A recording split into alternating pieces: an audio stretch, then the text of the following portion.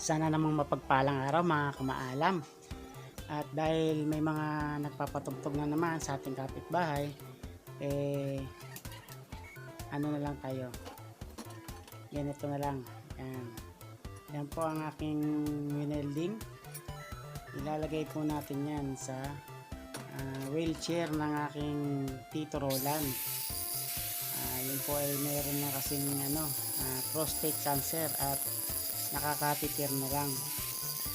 So ito, dahil po yung kanyang wheelchair na nakuha o binigay sa kanya ay walang tapakan, kapag ka po siya ay dinadala sa medical center o kahit yung dito sa malapit sa amin, ay minsan nangangawit siya, nasasadsad yung kanyang paa sa simento.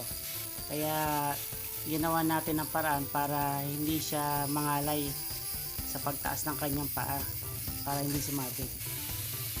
Kaya nung may makita tayong available na mga bakal dun sa ilalim ng kanyang papag, ay naisip natin na gawa ng tapakan para hindi siya mangalay kung sakali man na dadalhin na uli siya dun sa medical center na malapit sa amin at papalitan ng kanyang catheter.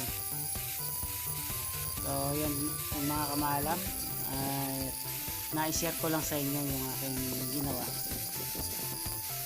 para naman maginhawaan siya pagka siya ay dadalhin sa medical center.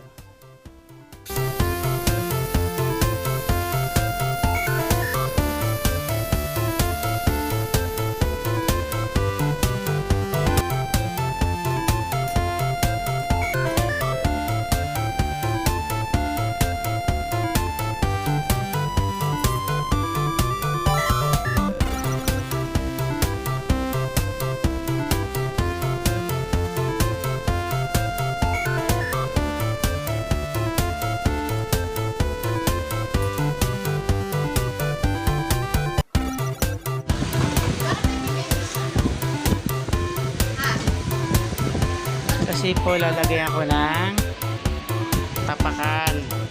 Ayan. Para may tapakan.